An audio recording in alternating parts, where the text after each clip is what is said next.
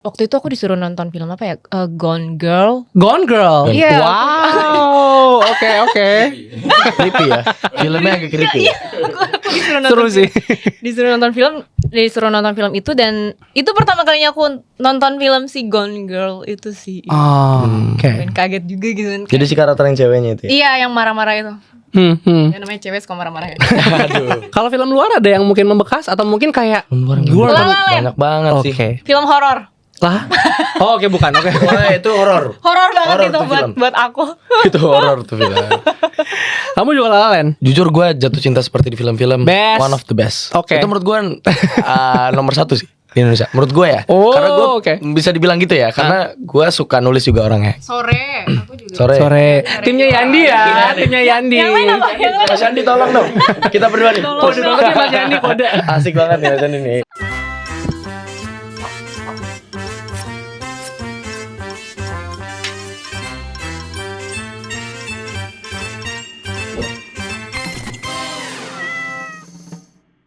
Halo, balik lagi di podcast Cinecrip. Balik lagi dengan gua Reza, host cadangan atau host magang, silakan tentukan. Kali ini kita kedatangan teman yang sangat spesial banget karena mereka sangat suka berolahraga gitu kan, sports. Although it's e-sport, kita welcome saja cast dari Nobody Loves Sky, Bima Azril dan Aya Strofil. Halo, Cinecrip. Hai. Pejap. Waduh, ini panggilannya berarti Bima sama Aya ya. Iya. Pertama-tama selamat, filmnya sudah tayang Thank 4 you. Juni di bioskop. Teman-teman silakan nonton. Kali ini kita ngobrol santai aja nih. Oke. Jadi Santai. mungkin banget ya santai banget. Kalau nyantai kalau gitu. Iya, jadi mungkin kita mulai dari teman-teman yang mungkin belum apa tuh Nobody Loves Sky gitu kan, atau belum nonton trailernya, mungkin boleh ceritain nggak karakter sama mungkin ceritanya tuh in a nutshell tuh tentang apa? Halo teman-teman, aku Bima Azril berperan sebagai Kai di film Nobody Loves Sky. Jadi basically film ini tuh cerita yang terinspirasi dari true events-nya si Kairi yang diimplementasikan ke dalam cerita Nobody Loves Sky. Aku berperan sebagai Kai. Jadi Kai ini intinya adalah dia bercerita tentang seorang anak muda yang punya mimpi dan dedikasi yang besar untuk menjadi pro player esports dengan segala keterbatasan yang dia punya, segala halangan-halangan yang dia punya, tapi dia tetap berdedikasi sama mimpinya gitu. Dan dia berteman bersama 3 orang, Ido yang diperankan oleh Rebong dan juga satu lagi Aurelio yang diperankan oleh Josia gitu. Oke. Kalau aku di sini sebagai Bebe. Jadi Bebe itu karakternya cewek yang tampilan nyentrik gitu. Wes. Iya, terus dia tuh kayak rekruter MLBB gitu kan. Nah, muncullah di pertemanan mereka bertiga. Oke. Sebenarnya kemunculan Bebe itu membangkitkan semangat mereka dan ambisi mereka gitu kan. Sebenarnya bisa jadi peluang, tapi ya namanya hidup ya gitu. Asik Tiba-tiba namanya hidup. muncullah masalah-masalah, dari situlah konfliknya gitu. Iya. Aku nonton trailernya, menurutku ini bentuk cerita yang sangat klasik American Dream ya istilahnya ya. Wede, Mungkin kayak keren. somebody really want something so bad gitu kan. Iya. Itu kayak pengen jadi e-sport player, itu relate banget sih. Iya, Karena I think kita suka hero kayak gitu ya kalau di film ya. Iya. Nah, dan aku ngerti kenapa judulnya Nobody Loves Sky. Karena even ibunya sama bapaknya itu kayak ngasih stakes ya ke karakternya ya. Betul. Itu kalau nggak salah mereka pekerja imigran ya. Kalau nggak Iya, salah ya. Sampai ada ancaman kalau kamu kayak gini terus ibu bawa ke Arab. Betul. Wah. Di trailer tuh keluar tuh. Betul. Nah, mungkin aku penasaran. Berarti ini kan sebenarnya bisa dibilang film Indonesia yang pertama kali bahas e-sport ya. Bisa dibilang ya. Iya kan? Mungkin. Bilang setahu kita ya gitu. So, kita. Kalian sendiri sama e-sport gimana relasinya? Kalau Seberapa dekat? gimana nih? Bareng-bareng aja. Oke, satu dan enggak. Aku dulu kali ya. Kalau Ya. aku sih nggak begitu into ya sama e-sport gitu. Karena main game aku jarang Oke. gitu. Cuman aku tahu aja gitu pemain e-sportnya gitu. Sama main juga Mobile Legends tapi nggak jago-jago banget kayak gitu. Asik. Kalau Bima mungkin pro banget. Waduh, gitu. Ntar diajakin buy one penonton. Kairi ya? Aduh, kalah dong. Kalau gue dari dulu sebelum emang main di film ini, gue dari lama udah main Mobile Legends dan gue memang lumayan sering main sih, main di konsol, main di PC. Cuman kalau di mobanya gue main Mobile Legends sama waktu itu ada game tembak-tembakan RPG juga gitu. Jadi memang gue sangat mengikuti sekali e-sport nih, kayak MPL-nya e-sportnya, terus habis itu PUBG juga tuh gue ngikutin e-sportnya gimana gitu. Dan ya gue memang into banget sih ke situ gitu. Lumayan lah. Berarti kalau dibilang kamu intunya tuh into to the level yang sama kayak Kai nggak sebenarnya? Oh enggak, jauh dong. Jauh jauh sekali. Oke. Aku tetap sebenarnya ini juga salah salah satu poin yang penting kalau misalnya film ini tuh sebenarnya nggak menceritakan tentang game doang gitu yang aku rasain ya. Maksudnya kayak itu memang sebenarnya dia berdedikasi dan mimpinya dia kebetulan untuk menjadi pro player gitu. Cuman kalau kita lihat di sini kita lebih ngebahas bagaimana perjuangan dia gitu. Jadi memang kebetulan medianya si Kai adalah menjadi pro player. Cuman ini tuh menurut aku bisa diimplementasikan ke banyak hal gitu. Kayak lu mau mimpi jadi pemain basket lah, bahkan penyanyi atau misalnya gue juga kan waktu sampai sekarang lah masih mengejar mimpi gue untuk menjadi seorang aktor, untuk menjadi filmmaker gitu. Dan gue merasakan hal yang sama seperti Kai di film ini gitu. Jadi memang apa ya, nilai-nilai yang ditumpahkan di sini tuh lebih ke perjuangannya dia, terus kayak apa ya, dedikasinya dia dan halangan-halangannya tuh menurut aku relate ke banyak orang dan bahkan ke aku juga relate gitu sih. Berarti kalau ngomongin cerita atau tema gitu ya, kamu memiliki kedekatan itu ya sebenarnya, karena bisa relasi merelatekan diri kamu di sana biarpun tidak necessarily kamu juga adalah player. Kalau Ayah sendiri gimana sama karakternya? Sebenarnya aku sih jauh banget ya dari karakter Bebe ini, tapi kayak teman-teman pada bilang enggak sih, tapi ketika gue ngelihat lu tuh agak mirip gitu sama si Bebe. Nyentriknya. Nyebelinnya lebih ke nyebelin. Enggak nyentrik ya, enggak senyentrik dia. Pas meranin si Bebe ini sih lumayan agak susah, tapi karena dibantu dan banyak ngobrol juga sama direkturnya, sama Kak Raka, kayak dikasih referensi juga gitu, kayak disuruh nonton film ini, coba lihat cara marahnya gimana kayak gitu. Jadi kayak terbantu banget sih. Itu juga teman-teman di set juga ngebantu banget, kayak kan cerita kita musuhan tapi in real life kan kita temenan gitu kan. Jadi kayak mereka bilang ya udah nggak apa-apa gitu, kayak kalau marah aja gitu, jangan setengah-setengah, nggak apa-apa gitu, jangan gak enakan gitu. Dibantu juga sih, jadi merasa terbantu lah gitu di project ini. Nah, karena kamu udah bawa direkturnya nih, aku juga penasaran karena kan ini Bernardus Raka ini first time feature director ya kalau nggak salah ya. Iya kan. Aku juga kemarin sempat lihat postingan dari sebenarnya di repost sama kayaknya Kak Deva deh kayaknya deh. Itu aku juga ngelihat wah sangat intim sekali. I've always loved seeing first time director kerja karena kerasa banget ini kayaknya mereka passion project, they really care about this. Mungkin aku penasaran gimana Kak Raka manggilnya berarti tadi ya. Kak Raka itu ngebantu kalian developing this character. Sebenarnya sebelum project film panjangnya jalan, aku tuh sama Raka udah sempat ketemu di sebuah short film buat salah satu brand gitu, dan memang itu awalnya cerita ini juga. Jadi cerita sama ya, tapi beda judul ya. Cuman ceritanya tentang inspired by Kairinya juga gitu. Terus abis dari situ gue ngobrol dan gue udah nyambung nih, gue suka sama visinya dia, bagaimana dia cara men-storytelling sebuah adegan gitu. Jadi gue udah emang suka. Terus habis itu singkat cerita berjalanlah ke film panjang ini gitu. Dipanggil lagi, kebetulan direktur juga sama Raka. Terus ketemu juga sama Mas Nick, sama Mas Devanya juga. Terus akhirnya gue setuju lah deal gitu untuk project ini gitu. Dan memang Raka tuh tipe direktur yang apa ya, gue ngerasa ini dia one of a kind sih. Jadi kayak salah satu director yang one of a kind menurut gue, karena gue bisa merasa gue dikasih ruang diskusi yang sangat enak kepada dia gitu. Jadi kayak mungkin karena sama-sama, mungkin kayak karena dia juga masih muda gitu ya, gue juga masih muda, dan di sini kebetulan kita krunya banyak yang anak muda gitu. Jadi DOP-nya Mas Putra itu juga film panjang pertamanya. Terus juga artnya Mas Yasin juga film panjang pertamanya. Jadi kayak gue tuh ngerasa, karena kan gue juga kampus di film kan gitu. Jadi gue ngerasa kayak gue tuh lagi bikin film sama anak-anak kampus gitu. Not kayak the quality-nya enggak, pasti udah berbeda. Cuman maksudnya kayak perasaannya gimana kita diskusi, semangatnya tuh gue ngerasa kayak gitu. Kenapa film ini tuh sangat-sangat kayak kita tuh bener-bener kayak mau bikin film ini works bareng-bareng gitu. Jadi kayak kerasa tuh gak ada apa ya, gak ada batasan ketika gue misalnya mau menumpahkan sebuah ide gitu, atau bahkan kayak misalnya Ray atau Josia gitu juga gue ngerasa kayak enak banget gitu flow kita diskusi, hal itu enak banget gitu. Dan Raka memang mengasih ruang itu juga gitu kepada pemainnya, kepada timnya gitu. Dan gue memang sangat-sangat suka bagaimana visinya Raka sih, gue suka gitu loh. Dia tuh punya style yang unik gitu. Dia kayak filmnya rada-rada Thailand gitu. Bagaimana dia style dramanya itu sangat Thailand sekali gitu. Dan inspired film-film yang dia kasih ke kita juga film-film sana. Misalnya kayak film apa? Film apa ya? Terakhir tuh yang gue seinget gue tuh GDH Gohan. Itu ya. Enggak. Salah satu, tapi ini beberapa ada banyak. Bad Genius gitu ya? Enggak. Oh enggak. Ya Thailand ya? Thailand sih. Thailand. Cuman maksudnya beda. Cuman maksudnya waktu itu kayak ada film Close, tapi itu bukan dari Thailand sih. Cuman stylenya tuh nyentriknya ke arah sana gitu. Dan ada beberapa film lain tapi gue udah lupa gitu. I see. Kalau dirimu Ayah gimana? Aku kebetulan sebenarnya udah kenal sama Raka tuh udah lumayan lama ya. Kak Raka ini pertama kali tuh aku kerja bareng sama dia di Surabaya sebelum dia ke Jakarta gitu. Oke.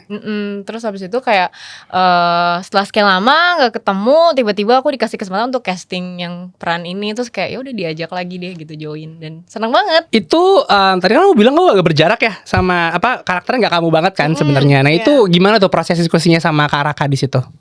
Lumayan panjang sih, kayak setiap reading tuh pasti ada yang selalu dikasih masukan lagi gitu kan. I see. Setiap reading beda-beda gitu. Oh kamu kurang ini, kamu kurang ini. Terus kayak waktu itu aku disuruh nonton film apa ya, Gone Girl. Gone Girl. Iya. Wow. Oke. Creepy ya. Filmnya agak creepy. Aku disuruh nonton Seru sih. disuruh nonton film itu, dan itu pertama kalinya aku nonton film si Gone Girl itu sih. Oh, oke. Dan kaget juga gitu kan. Jadi si karakter yang ceweknya itu ya? Iya, yang marah-marah itu. Hmm. Ya, namanya cewek suka marah-marah ya. Aduh. Nah tadi udah sempat Masnya personal nih. Masnya mau ikut di sini nggak? Ceritain soal perempuan apa gitu? Nggak saya. tadi udah sempat di spill nih soal apa kerja sama Kak Raka se-open itu ya. Yes. Nah, aku dengar juga kemarin kayaknya ada ini ya, ada involvement aktor, teman-teman aktor ketika bikin poster. Iya. Nah, ceritain dong itu gimana tuh, kan jarang ya aktor bikin poster, biasanya kan itu tim kreatif gitu Jadi atau marketing. kita tuh kan lagi waktu itu udah sempet take poster gitu kan. Terus singkat cerita kita mengajukan sebuah saran lah untuk final posternya seperti apa. Kan udah sempat ada teaser posternya kan. Gitu. Nah, terus kita coba nyaranin nih poster endingnya bakal kayak gimana. Terus gua, Josia sama Ray kita bikin konsepnya bareng-bareng. Jadi kita bikin konsepnya bareng-bareng, terus alhasil kita ngomong ke Mas Nick lah, kita ngomong ke Mas Nick dan Mas Deva juga. Mas Nick ini adalah produsernya juga, produser. Dan mereka berdua suka sama konsep kita, gitu. Mereka sangat support sekali gitu, dan Raka juga ikut involve sama kita bareng-bareng. Terus akhirnya terjadilah poster yang kalian lihat di bioskop nanti, gitu. Berarti belum rilis nih poster yang kalian collab? Oh, udah. Yang kemarin ya? Oke, itu adalah poster kolaborasi. Ya, itu final posternya nanti. Nah, itu dikerjakan setelah teaser berarti? Setelah teaser poster. Oh, I see. Apakah tadinya ada poster yang lain sehingga digantikan nama ini, atau memang waktu itu kalian tuh masuk karena kebetulan memang mau syuting poster juga gitu? Enggak, kita sebenarnya memang mau mengkonsepkan aja sih dari awal gitu. Jadi kita ada saran lah gitu. Kita saran Mas Nick gimana nih, kita mau nyaranin sebuah konsep nih gitu kan. Gue ngomongin juga karena apa ya, gak pengen nyenggolin deh. Gua maksudnya ini caranya gimana ya? Senggol aja, senggol. Di sana kan semuanya nyenggol. Maksudnya kita berusaha mau ngasih sebuah poster yang jarang terlihat di bioskop-bioskop Indonesia gitu. Bukan berarti film yang lain jelek ya. Cuma kita mau ngasih sesuatu yang binder dandet lah mungkin ya. Udah selalu sering dilihat gitu. Berusaha untuk ngasih sesuatu yang fresh gitu. Jadi kita konsepin kayak model-modelannya bisa dibilang kalau kita lihat dari komen ya, kayak film-film Thailand, kayak film-film Filipina gitu kan. Jadi kayak kita memang, karena jujur ketika film ini kita tonton gitu memang sangat ke arah sana sekali, dan gue tahu Raka seperti itu orangnya, arahnya ke sana. Jadi kita ngasih konsep yang sama dan kita ngasih berusaha konsepnya fresh gitu. Ini kan berarti settingnya di SMA ya? Ya, iya kan. Berarti sebenarnya jagat SMA, bisa dibilang mungkin kalau subgenre drama, ini drama putih abu-abu juga adalah subgenrenya di sini. Nah, mungkin berarti kan I would say dengan posternya juga pakai seragam kalau nggak salah, itu kan juga hopefully bisa nge-attract teman-teman yang generasi Z or around gitu kan. Apa sih yang ngebedain film ini sama film-film drama remaja lainnya? Dari premisnya aja itu fresh banget gitu, jarang gitu kan di Indonesia. Terus ceritanya tuh nggak cuma tentang perjuangan mimpi aja, tapi dibalut dengan drama konflik keluarga gitu. Terus kayak ada apanya ya, kayak lintas generasinya juga gitu kan, antara Kai sama ibunya, neneknya yang harus paham sama dia. Iya. Jadi bisa dapat beberapa sudut pandang sih menurut aku. Jadi kayak kan ada si Kai ini tinggal sama neneknya, di mana dinamika dan dilema neneknya tuh gimana nih, gue harus nge-support, satu sisi nge-support mimpinya cucu gue, tapi gue harus nyembunyiin dia dari si ibunya karena ibunya nggak support gue. Benar. Dilema itu bagaimana seorang nenek yang nggak ngerti apapun tentang e-sport, tentang game gitu kan, kayak sebenarnya dia ada rasa itu juga, rasa seperti ibunya juga sama. Cuman satu sisi dia harus namanya nenek-nenek kan biasanya dia sangat mensupport cucunya kan, betul, seperti apa gitu. Dan ada sisi dari ibunya juga yang tidak bisa dibilang belum percaya dan tidak mensupport si mimpinya si Kai gitu. Dan juga banyak apa ya, mungkin ini salah satu yang relate juga ke orang-orang karena ini materi baru sih menurut aku, kayak perjuangan mimpi dan juga dibalut dengan e-sport dengan Mobile Legends tuh something yang baru gitu. Dan aku memang ngerasain itu pas SMA juga kebetulan gitu, dimana aku lagi sering banget main Mobile Legends sama teman-teman. Jadi kayak kerasa relate ke banyak orang sih gitu, karena anak-anak SMA banyak salah satu yang cap besar di Mobile Legends juga gitu, di sports lah. Aku tuh pernah baca sebuah artikel yang dia tuh bilang bahwa audience tuh, especially Gen Z tuh evolve during the pandemic. Ini artikel kayak baru setelah pandemi gitu sih, kayak 2022-2023 gitu. Jadi one of the insight yang artikel itu bilang adalah generasi yang lebih muda tuh nggak sabaran kalau nonton streaming. Jadi makanya mereka tuh film tuh di streaming tuh nggak necessarily the best part di Netflix or Disney Plus. Series lebih, karena mereka lebih ada kayak 20 menit kelar gitu kan. Sementara makanya ini juga masukan buat mereka itu, mereka tuh kayaknya untuk nge-attract yang lebih muda harus ada gamification. Karena sebenarnya mereka pas lagi pandemi itu game atau e-sport makin gede banget gitu. So I would say maybe ini juga hopefully if they're aware ya, the gamers ya, berarti sebenarnya mereka akan bisa dibilang, oh gue ngelihat diri gue di sini represented gitu sebenarnya kan. Sebenarnya kalau ngomongin soal e-sport SMA, tapi aku penasaran sama mungkin bisa dibilang aku penasaran sama what would be your fear mungkin kali ya. Apa sih ketakutan kalian, mungkin how would this film diterima gitu loh. Ini kan soalnya kalau kita ngomongin anak SMA, game dan ambisi, mungkin banyak orang yang akan bertindak seperti si ibunya Kai, yaitu Miantiara, karakter Miantiara ya. She's so good di situ, cuma kayak berapa detik doang, tapi aku suka banget lihat dia di sana. Yang marah-marah Iya, karena I think there's a context bahwa gue kerja di luar negeri, anak gue dia kan taunya main-main doang gitu kan, dia nggak ngerti ini apa gitu kan. What would be your fear mungkin, how would this film is perceived gitu? Salah satu yang gue sadarin juga ketika nonton film ini dan gue main film ini tuh, menurut gue film ini tuh tidak menghakimi satu pihak gitu. Jadi memang ada beberapa pihak kan, ada pihak dari ibunya dan ada pihak si anak-anaknya juga Kai gitu sebagai Gen Z gitu kan.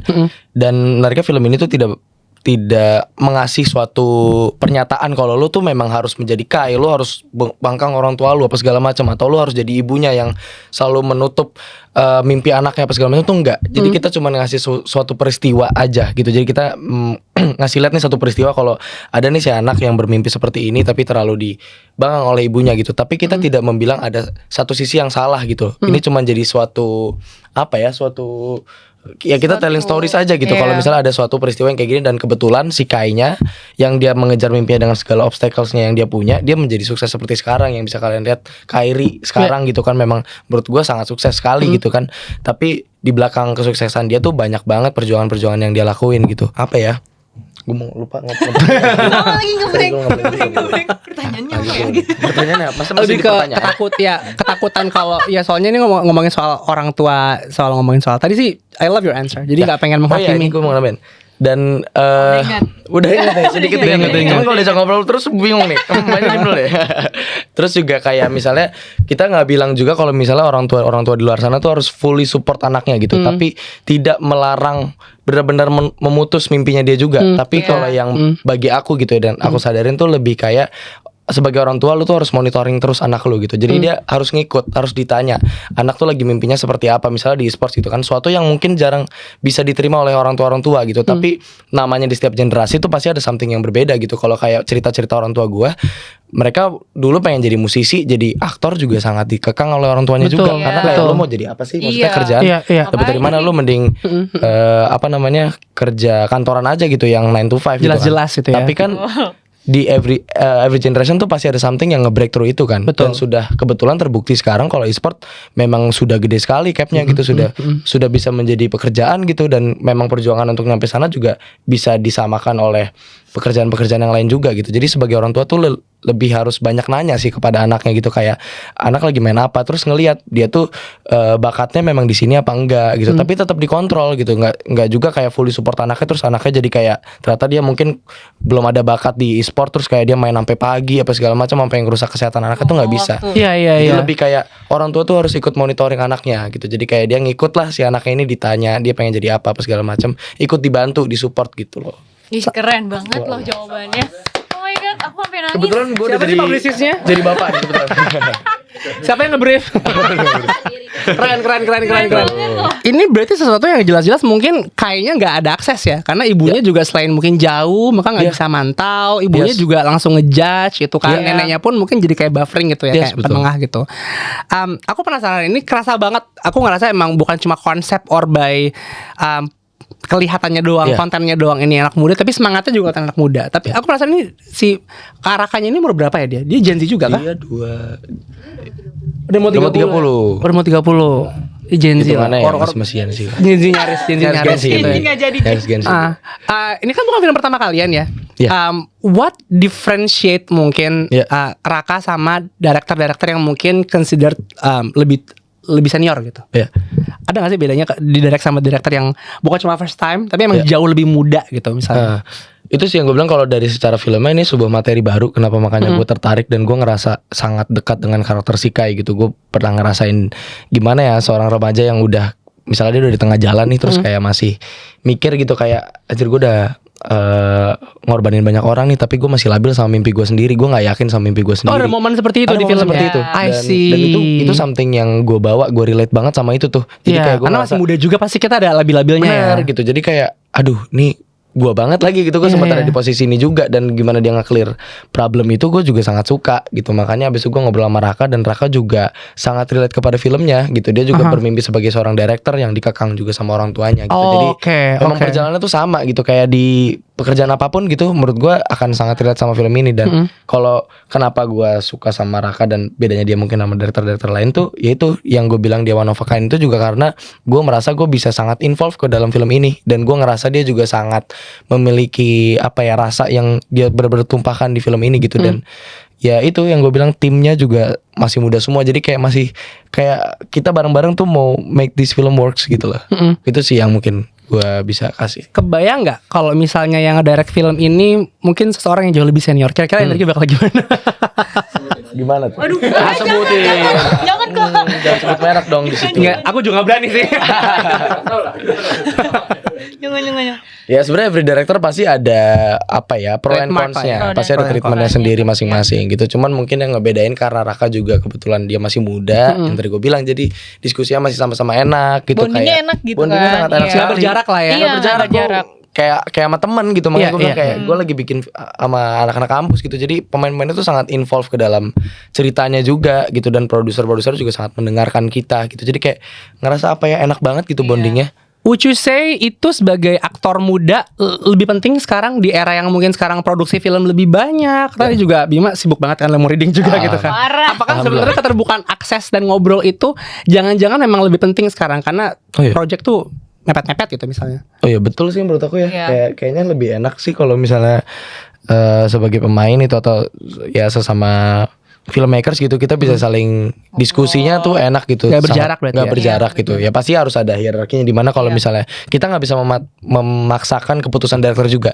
Karena bagaimanapun ketika di ujung, kalau menurut aku director tuh punya pengalaman hidup yang nggak bisa kita patahkan gitu. Kita tuh punya pengalaman hidup masing-masing yang gimana kita, misalnya gue sebagai Bima menghadapi sebuah karakter atau sebuah situasi tuh seperti ini. Karena pengalaman hidup gue tuh seperti ini rentetannya gitu. Sedangkan misalnya Raka, dia mengalami situasi yang sama tapi rentetan hidupnya berbeda dengan gue. Ketika sampai di ujung kita cuma bisa diskusi gimana kita bikin situasi ini yang jalan tengahnya terbaik seperti apa gitu. Tapi ujung-ujungnya pasti akan mengikuti keputusan direkturnya juga. Gitu, karena dia yang memang sudah mengkonsep semua filmnya, seluruh aspeknya tuh bakal dia konsep nanti, termasuk di editing, termasuk di sound gitu. Dan itu yang something yang kita sebagai pemain kan gak bisa intervensi itu gitu. Karena kita kan cuman dikasih situasi, kita merasakan situasi itu gitu. Cuman secara keseluruhan pasti tetap direkturnya yang melit gitu, dan kita gak bisa intervensi lebih jauh kalau udah soal keputusan gitu sih. Paling tidak berarti ada ruang diskusi itu. Ada ruang diskusi itu at least gitu. Bisa di-spill gak siapa yang gak punya ruang diskusi itu? Gak, bercanda. Kita pindah. Nah ini di udah ada jawaban di kepala gue, tapi jangan. Bohong gitu. Bohong.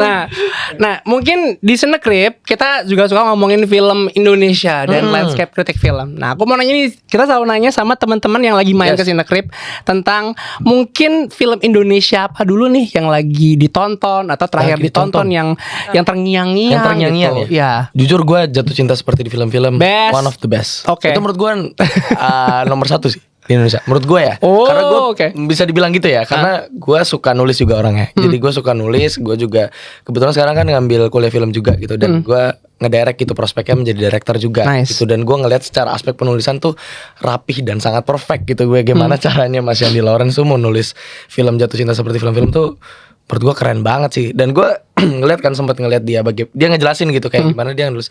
Itu sangat simpel sekali sebenarnya, add sequence aja gitu. Iya. Sama seperti dia nulis film Sore, cuman bagaimana otak dia tuh bisa menyusun semuanya itu menjadi sangat rapi. Itu sih menurut gue. Sore, aku juga. Sore. Timnya Yandi ya, timnya Yandi. Yang lain apa? Yang lain. Mas Yandi tolong dong. Kita berdua nih. Kode banget nih Mas Yandi, kode. Asik banget nih Mas Yandi nih. Sore sih, kalau Bima kan Jatuh cinta. berkomentarnya secara teknisinya gitu kan. Kalau aku sih sebagai kacamata penonton ya kan, aku enjoy banget sih nontonnya. Apalagi yang pasin ketika Sore sama Jonathan ketemu. Yang di akhir. Iya, itu Of kan kayak, course, ya. kok bisa ya gitu loh. Kayak yang gambarnya yang cepet gitu kan. Iya. Itu Sore pertama, terus apalagi ya, AADC sih. Wah, Woy. klasik. AADC sih Asik, kayak AADC. membekas banget gitu Iya. loh. AADC yang ADC. Iya. Tapi iya sih, generasi sekarang ya bener. Aku malah suka AADC Yang Iya. oldies ya. Iya, yang oldies ya. Apalagi dibuat yang keduanya setelah mereka udah pada dewasa semua gitu. Jadi kayak relevant oke. banget gitu, kayak hangat banget filmnya gitu. Yes. Itu sih. Nice. Kalau film luar ada yang mungkin membekas atau mungkin kayak Luar Gua La La Land. banyak banget sih. Oke. Film horor. Lah. Oh, oke bukan. Oke. Wah, itu horor. Horor banget Horor itu tuh buat film. buat aku. Itu horor tuh film. Kamu juga La La Land? Lawan ya salah satu yang ini juga, cuman apa ya, gue kalau tanya satu film luar tuh terlalu banyak sih. Cuman gue suka, mungkin kalau dari style gue tuh gue suka film-film kayak Silence of the Lambs, 12 Angry Men, film-film kayak gitu tuh. Wah, ini cinephile banget nih, cinebro banget nih referensinya. Gue sangat Gila, keren banget sih. suka tuh konsep-konsepnya kayak 12 Angry Men tuh gue suka banget sih. Nah, bisa dari film itu atau Ya. tidak, tapi adakah performance aktor atau aktris di satu Damn. film yang ngebekas sampai kayak one day gue pengen acting kayak gitu? Damn. Salah satunya di kalau film Indo dulu ya, Lia. Kamu dulu deh. Aku Boleh, terlalu- boleh, aku film terlalu manapun membahas boleh. nih. Aku terlalu semangat nih, maaf ya. Kamu dulu deh. Ayo boleh, ayo. Sini, Emma Stone kah? Pas lagi audition? Iya itu. Oh, parah banget sih itu Soalnya sumpah. kayak gimana ya, kayak ekspresinya tuh kayak cepet banget berubahnya, dan itu sulit banget dipelajari buat aku. Kayak aku menjalani hidup Azab. banget. Udah mulai masuk ke hidup nih. sebagai aktor gitu kan, nyemplung di dunia ini. Kalau misalnya disuruh casting terus harus berubah ekspresi secepat itu gak bisa sih aku. Aku masih belum bisa. Kayak amazed banget ngelihat dia pas dia lagi casting itu sih, yang Bisa lah, dia Emma Stone Parah. Indonesia nih kelihatan. Waduh, amin. Amin. Aminin aja dulu. Amin dong. Kalau gue di film Indo yang salah satu paling ngebekas tuh Reza Radian di film Berbalas Kejam. Oh, Itu salah satunya. oke, Itu sangat, menurut gue di situ dia sangat spesial banget tuh. Oke, Gue ngeliat kayak, oke. aduh anjir nih gimana nih caranya nih gitu. Terus kalau mungkin kalau film luar gue suka banget Michael Keaton sih. Michael Keaton Di film Birdman, di Birdman, di The Founder. Terus juga kalau gue suka Joker. The Founder nih yang McDonald ya? Ya. Oh, iya. Joaquin Phoenix di Joker itu Joker 1, Joker 2. Joker 1. Joker 1 ya. Joker 2 ya bagus juga, cuman nggak sebagus Joker 1. jelek nggak apa-apa kok. Jelek ya. Kita nggak Jelek nggak apa-apa ngejudge. ya. Nggak apa ya. Jauh juga kan Joker 2 jelek tuh. Joker 1 perfect. Paling yang komen marah fans Lady Gaga. Iya, Enggak kok aduh, bagus. Jadi kakaknya bagus tapi. Gue nggak mau diserang masa gitu. Sekarang kita mulai soal kritik film. Oke. Karena kan juga kalau ngomongin kritik film sekarang kan juga menarik ya. Yeah. Sekarang tuh everything tuh evolve digital Yes, gitu kan. Kritik film juga tidak lagi ada di harian atau surat kabar, tapi Yeah. adanya di YouTube, TikTok. Mungkin mau nanya dulu kalian sebagai aktor ya, Yeah. menurut kalian tuh kritik film seberapa signifikan sih sama film dan juga landscape ekosistem film ini? Gimana? Do you read deh atau kalian do you read or watch kritik film kalau kalian lagi main di film itu? Sangat sih. Oh, sangat? Gue sangat membaca kritik film seperti apa karena itu di satu sisi menjadi insight juga gitu. Meskipun memang apa ya, kalau sekarang ini kan di TikTok banyak banget, dan kalau beda dengan zaman dulu kan. Kalau misalnya zaman dulu tuh lo harus menjadi something dulu, maksudnya harus kayak Reporter gitu. atau something baru Jurnalis bisa ya. mengkritik film. Kalau sekarang everybody kan Iya. mengkritik film gitu. Tapi menurut gue di nggak semuanya harus didengerin. Pertama itu maksudnya kayak kita ambil sisinya yang memang menurut kita juga itu relevan gitu, dan memang ada cara-caranya lah untuk mengkritik film gitu. Tapi gue juga suka nontonin kritik film kayak ngelantur tuh, gue suka nontonin gitu. Memang cara dia unik, dan ya menurut gue itu tapi ada batasan-batasan tertentu yang memang kita nggak bisa lawan. Let's say kayak misalnya yang tadi gue bilang gitu, sebagai aktor kita nggak bisa menginterpretasi keputusan direkturnya gitu, karena memang dia punya pengalaman hidup yang berbeda. Sama dengan kritikus film gitu. Pasti kritikus film juga dia merasa kayaknya kalau misalnya gua menjadi dia, gua nggak akan seperti ini nih. Atau dia misalnya mengkritik sebuah aktor, itu nggak bisa dilawan teman-teman, karena kayak itu memang ada pengalaman hidup yang berbeda gitu. Cuman sebagai saran itu bisa gitu. Karena menurut gua nggak ada perasaan yang general gitu. Nggak ada perasaan kayak lu menghadapi misalnya ibu lu meninggal nih gitu misalnya, nggak ada lu itu perasaan lu harus nangis, perasaan lu harus jatuh apa segala macam, lu harus lebay ini, nggak bisa dilawan itu. Ada orang yang menghadapi itu dengan tenang, ada orang yang menghadapi itu dengan seperti apa gitu. Jadi itu something, perasaan tuh nggak bisa terlalu diintervensi gitu. Cuman sebagai saran pasti kita dengerin. Iya sih, kayak pilih yang membangun ya udah gitu. Yang kan maksudnya cara mengkritik orang-orang kan kita nggak bisa mengontrol Betul, gitu kan. Jadi betul. ya udah ambil yang positifnya, yang nggak baiknya ya udah gitu. Cukup didengerin aja tapi nggak usah diambil hati kayak gitu sih. Tapi seneng sih dengan kayak perkembangan kritikus film sekarang gitu. Maksudnya kayak jadi apa ya, jadi enak. Jadinya ya, jadi kayak banyak. lebih universal gitu ya. Lebih universal. Iya, jadi yang berkomentar tuh kayak ya bahkan tadi Bima bilang semua orang bisa jadi film gitu kan, yang bahkan kita aja mungkin sebagai Bima gitu kan sebagai aktor, tapi ketika dia nonton film mungkin dia juga menjadi salah satu kritikus film juga gitu kan. Tapi apakah is that a good thing to be able to semua orang tuh bisa mengkritik film gitu? Bisa jadi iya, bisa jadi enggak juga sih sebenarnya gitu. Gimana menurutnya? Kamu kenapa ketawa? Kamu Ada kenapa pengalaman ketawa? aneh ya soal kritik film? Ya itu Ya, sih kayak bisa iya bisa ada good side, ada bad side-nya sih. Ya, bad side-nya kayak jadinya nggak kekurasi aja kan. Lu bisa asal ngomong dan lu bisa nge-gain audience yang misalnya dia belum nonton filmnya gitu, tapi udah didoktrin oleh kritikus film yang mungkin tidak qualified gitu sebenarnya, atau tidak sequalified dulu lah gitu kan. Maksudnya zaman-zaman dulu kan lebih qualified gitu karena orang-orangnya. Jadi dia udah terdoktrin dengan itu, jadi nggak jadi nonton filmnya. Itu something yang jadi bad side-nya. Cuman ya good side-nya ya semuanya punya chance. Berarti menurut kamu banyak kritikus atau reviewer sekarang yang mendoktrin ya? Enggak juga. Ini masih terlalu Bahaya nyerang nih nih Mas nih. pertanyaannya Ini masih menarik nih Mas nih. Asik nih. Nggak Asik nyerang. nih. Asik nih. Nggak nyerang. Ya, ada beberapa oknum. Asik. Pakai dibahas oknum. Nggak, tapi doktrin is interesting karena menurutku juga itu salah satu miskonsepsi kritikus yang salah. Yes. Menurutku juga aku juga warga kan sebagai penonton kan. Maksudku aku juga kalau lihat review tuh kalau ada kritikus yang kesannya kayak bilang lu nggak usah nonton film ini deh, itu menurutku juga salah. Karena menurutku sebagai kritikus lo juga harus fair sama film dan bioskop gitu kan. Lo boleh bilang jelek, lo boleh bilang cerita lo nggak suka, tapi at the end of the day keputusan buat nonton sebenarnya bukan di lo gitu kan. Bahkan Roger Ebert, kritikus yang menang Pulitzer Prize Award, the only kritikus yang menang gituan, dia tuh bilang lo nggak, kalau lo jadi kritikus yang bagus lo bisa tetap review jelek, orang tetap suka baca review lo karena lo jelek, karena entertaining kan kalau review jelek, tapi orang tetap mau nonton. Yes. Itu sebenarnya indikator keberhasilan, even kalau lo nulis review negatif gitu, which is ya gue agree sama lo sebenarnya. Kalau saya Demon Doktrin kadang-kadang gue merasa kayak kok lo jadi kayak nge-gatekeep orang banget ya. Bener, emangnya lo gak usah buang duit deh, biar gue aja yang buang duit lah emangnya. Ngatur. Itu kan mereka pakai kata-kata biar nge-hook dan penontonnya rame juga. True. I guess that's kenapa sekarang serba digital and everything. Algorithm and everything. Hook ya.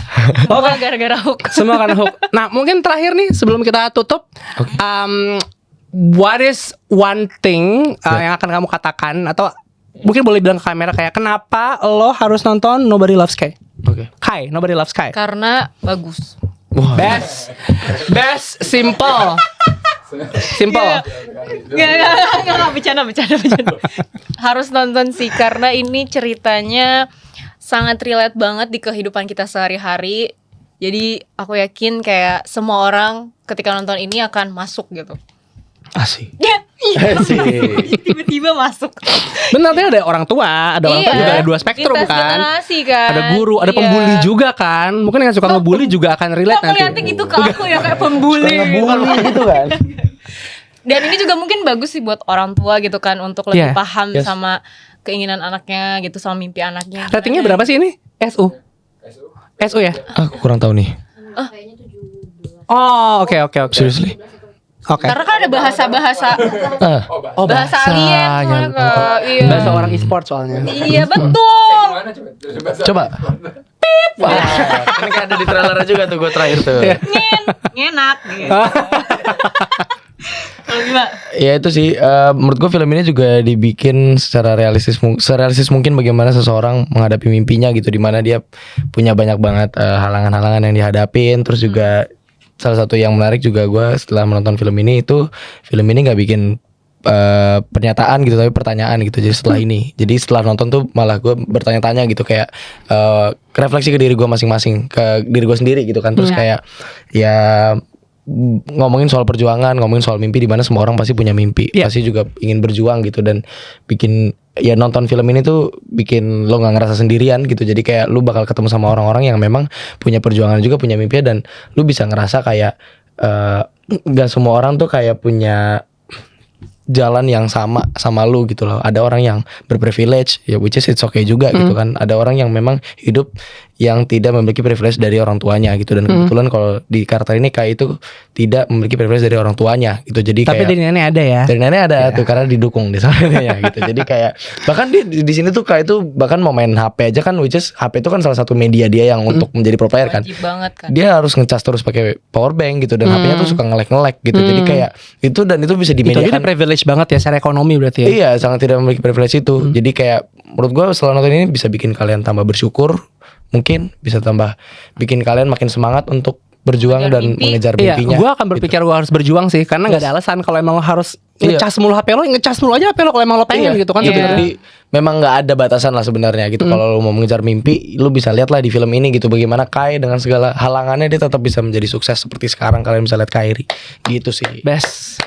Itu penutup yang terbaik. Kalau begitu terima kasih teman-teman sudah nonton. Terima kasih teman-teman Nobody Loves Sky juga sudah mampir. Jangan lupa Terima kasih. nonton Nobody Loves Sky. Udah tayang di bioskop ya dari 4 Juni ya. Tanggal 4 Iya. Juni tayang. Mulai Yes. Juni kan? Juni dong. Juni dong, bukan Boleh ya? Oktober. Oke. Bye bye. Bye bye. Dah.